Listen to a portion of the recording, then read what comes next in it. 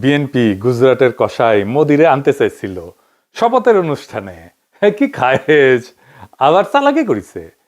কইছে আমরা সার্কের সব রাষ্ট্রপ্রধানরে ডাকিছি, পাকিস্তানরেও ডাকিছি, মানে ব্যালেন্স করিচ্ছে পাকিস্তান ইন্ডিয়া। হ্যাঁ, মোদি যদি কাটাল রানীকে সঙ্গে করে নিয়ে আসলো নিহিনি, আমরা কেউ মাইন্ড করলাম না নি। একা একা মোদি আসলে ওই দিনই বিক্ষোভ দেওয়া শুরু হইতো তারেক রহমানের প্রধানমন্ত্রিত্ব। যাই হোক, এক দাবরানিতে তামিছে খায়েশ।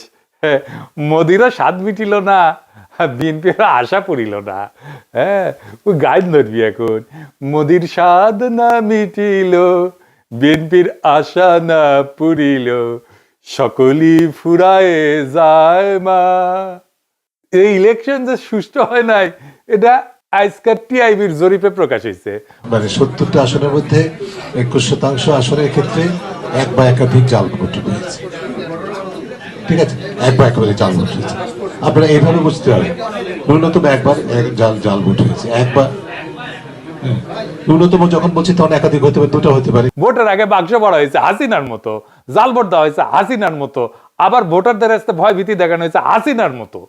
হাসিনার আমলের চাইতে কম হয়েছে, এটা ঠিক, কিন্তু সংখ্যাটা তো কম না হয়েছে। তো তাহলে লাভ হইলো কি? ঘুরে মাগুর চ্যাং এই ইলেকশনে কেমনি ইঞ্জিনিয়ারিং করাইতে পারে সেটা নিয়ে আদি একটা প্রেডিকশন দিছিল, সেটা শুনে নিয়ে আগে খুব স্পষ্টভাবে সহজ ভাষায় বলেছিল নির্বাচনে সরাসরি বুথ দখল না কইরাও ভিন্ন কৌশলে ফলাফল পাল্টে দেওয়া সম্ভব। খুব সাধারণভাবে বলা।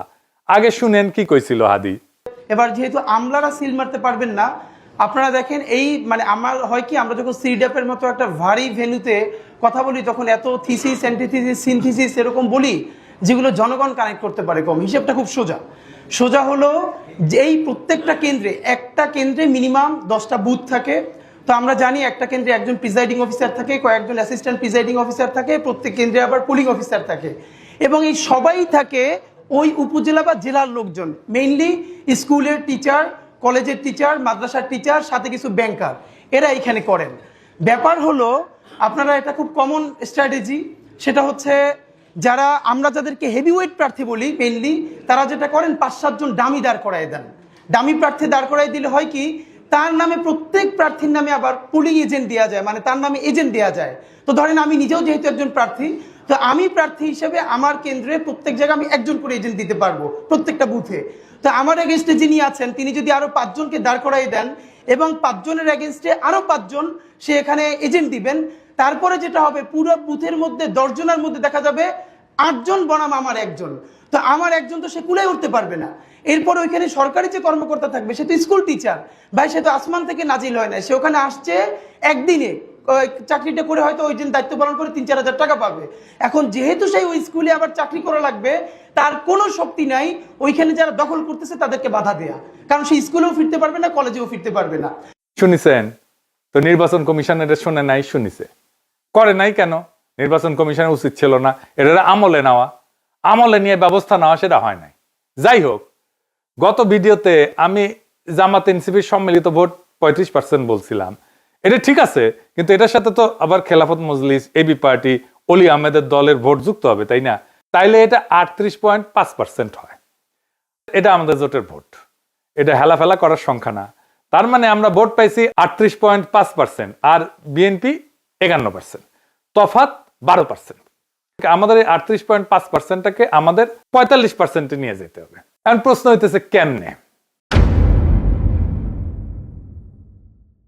আমরা যে 38.5% ভোট পাইছি এটা কোনো ছোট বিষয় না, কিন্তু একটা দেশে এত বড় সমর্থন একদিনে তৈরি হয় না। শুধু আমাদের ভোট বাড়ালেই চলবে না, আমাদের ভোট রক্ষা করতে হবে।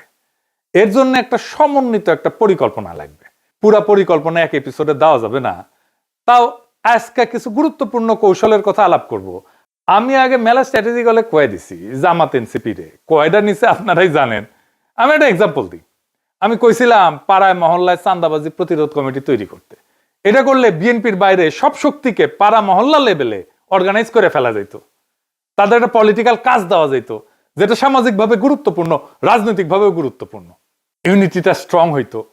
তারা জানতো কে কোথায় চাঁদাবাজি করে, তারা জানতো কার কোথায় শক্তি, তাদের নিজেদের কোথায় শক্তি। এটাই নির্বাচনী ইউনিট হিসেবে কাজ করতে পারতো। পাত্তাই দেয় নাই, কানেও তুলে নাই। চাঁদাবাজিকে একটা ন্যাশনাল পলিটিক্যাল ইস্যু বানায় ফেলা যাইতো, করে নাই। হ্যাঁ, করেন না, কিন্তু আমি তারপরেও কয়া যাই, কারণ হইতেছে কি যে এটা তো অনেকে শুনবে, জানবে যে এটা একটা পথ ছিল, রাস্তা ছিল। অনেকে কইতে পারেন আপনি কয়া দিতেছেন কেন, সবাই তো জানা যাবে স্ট্র্যাটেজি, সবাই জানা গেলেও অসুবিধা নাই। আমি এমন ভাবেই বলি স্ট্র্যাটেজি, আমার তো কোনো গোপন স্ট্র্যাটেজি নাই, আমি তো কোনো দল করি না যে দলের ফোরামে যায় কইব। আর এইভাবে বলা ছাড়া সেই জন্য আমার কোনো উপায়ও নাই। আর যে কৌশলে বলবো তা চাইলেও প্রতিপক্ষ ব্যবহার করতে পারবে না। মানে আমি যদি বলি আমি একটা ম্যান্ডোলিন বেজে ভোট চামু, এটা সবাই পারবি? হ্যাঁ পারবি না। হ্যাঁ, আমি যে এককালে ম্যান্ডোলিন বাজালে মিনি তা জানেন না, জানেন না? ও তাই নাকি? আচ্ছা দেখেন,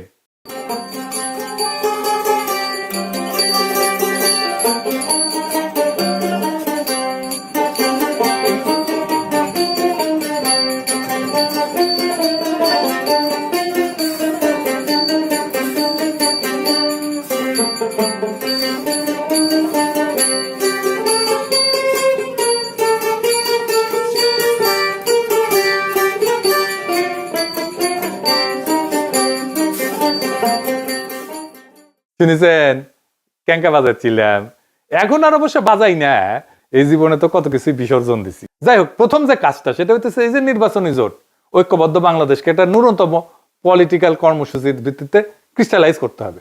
এর ভিত্তি হবে জুলাই বিপ্লব, 2 নাম্বার ফ্যাসিবাদ বিরোধী, 3 নাম্বার আধিপত্যবাদ বিরোধী।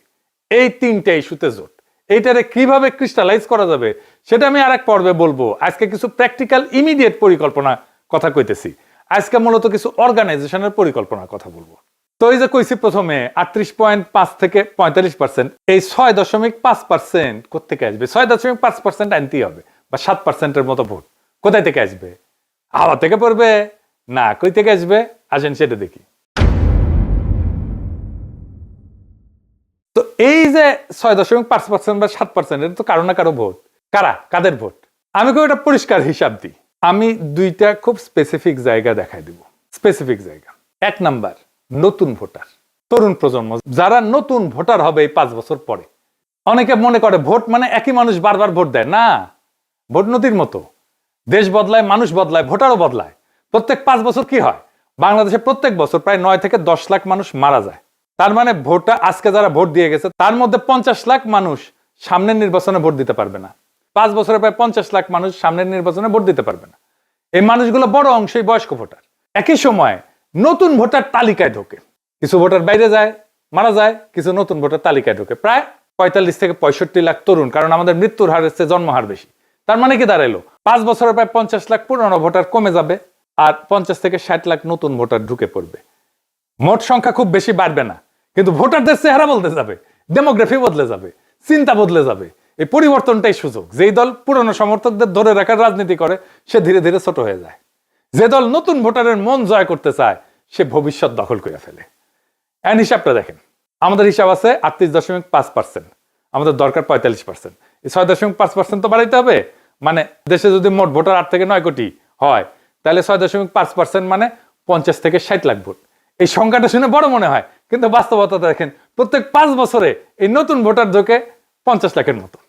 তার মানে নতুন ভোটারদের বড় অংশটাকে যদি আমরা ধরতে পারি, 6.5% পাওয়া এটা অসম্ভব না। তাহলে কি করতে হবে?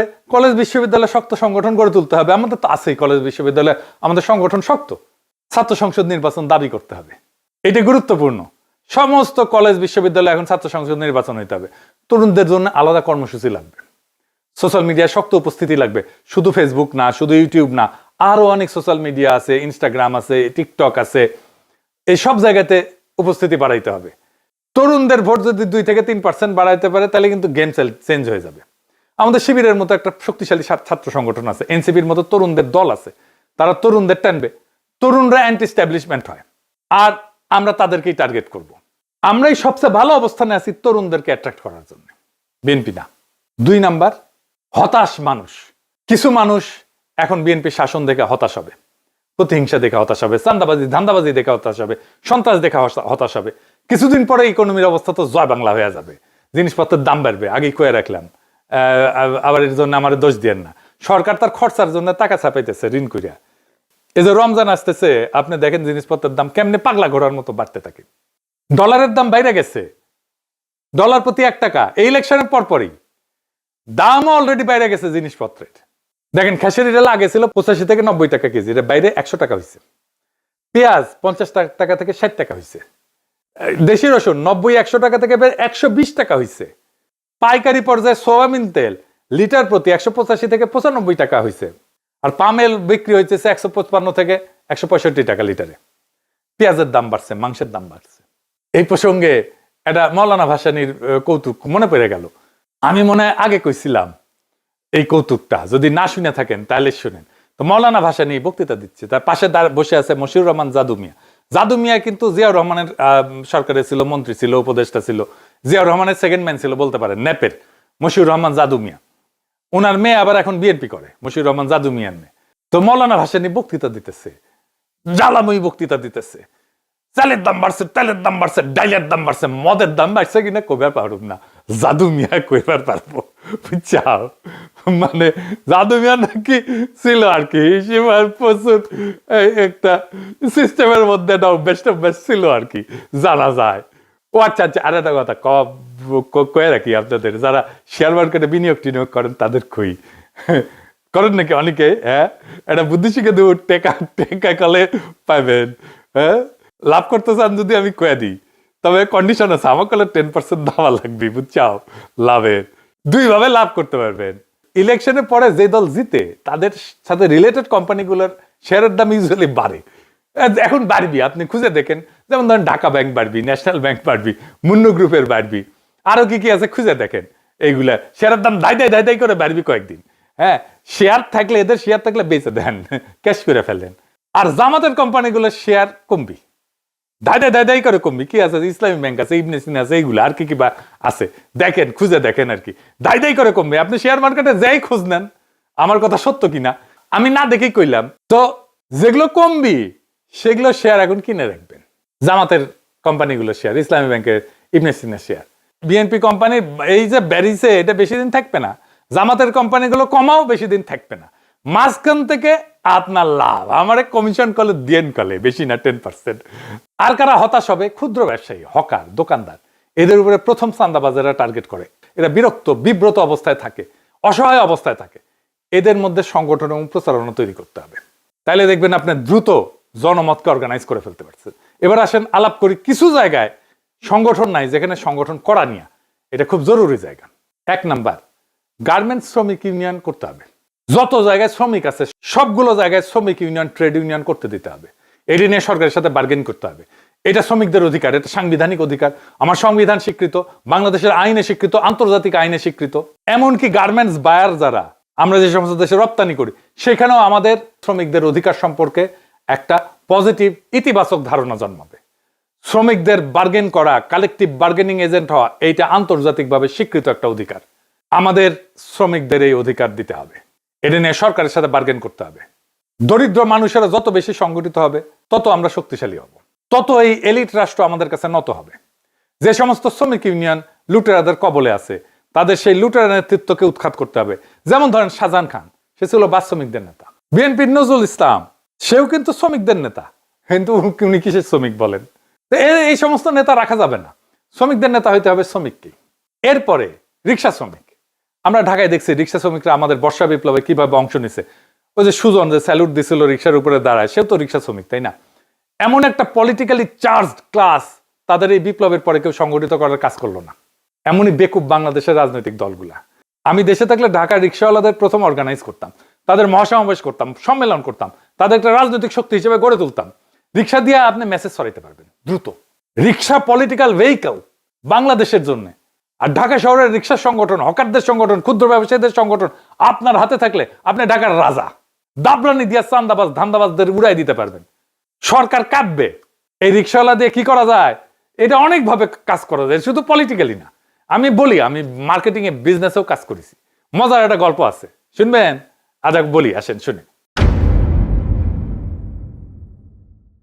আপনাদেরকে জানা আছে কিনা যে আমি কলে দরবেশ বাবার বেক্সিমকো ফার্মায় কাজ করেছি।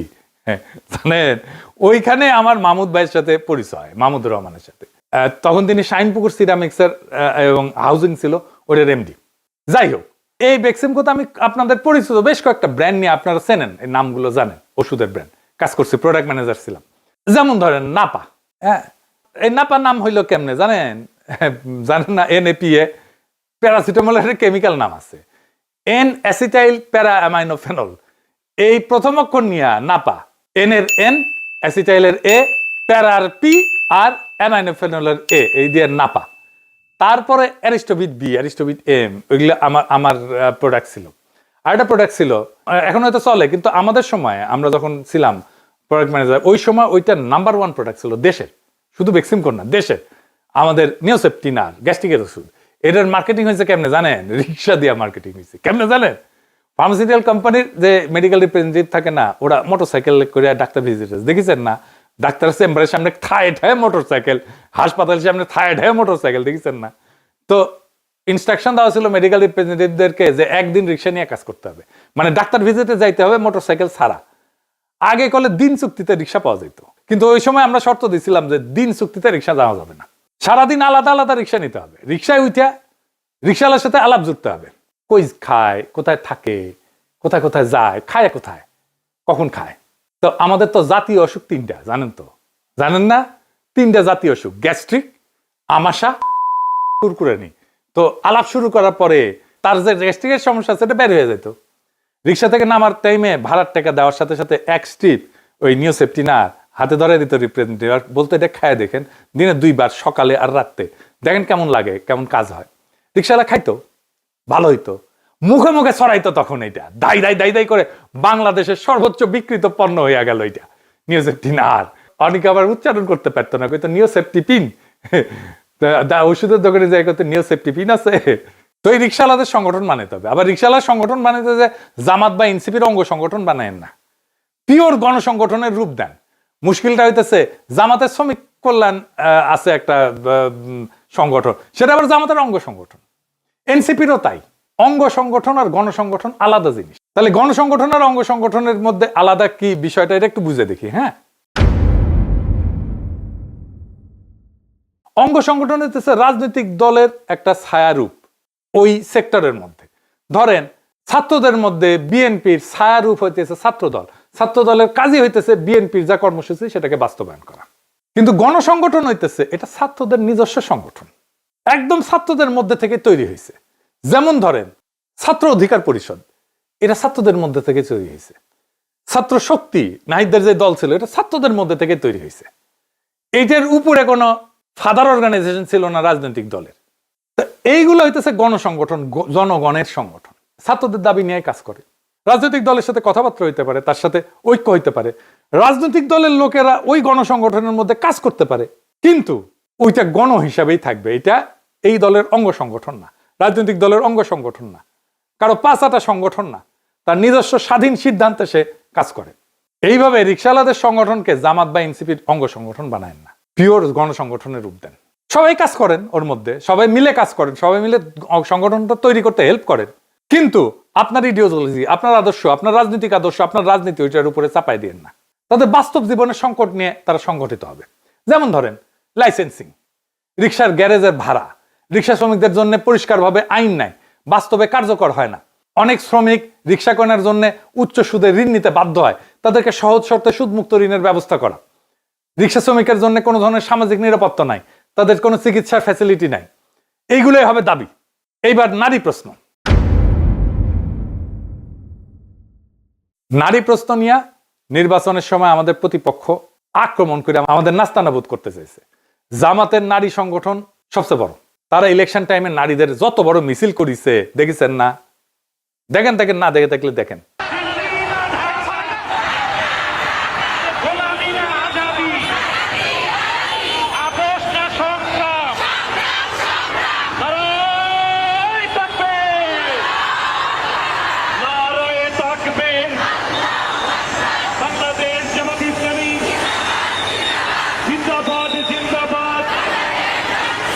দেখেছেন, বাংলাদেশের নারীদের অত বড় মিছিল কখনো হয় নাই।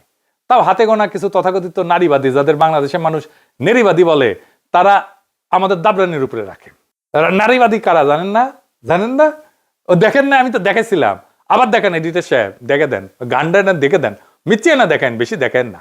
আমরা নারীবাদী কারণ আমরা খুশি হতে চাই, আমরা নারীবাদী, আমরা নারীবাদী কারণ আমরা সুখী হতে চাই, আমরা নারীবাদী, আমরা নারীবাদী কারণ আমাদের অন্য উপায়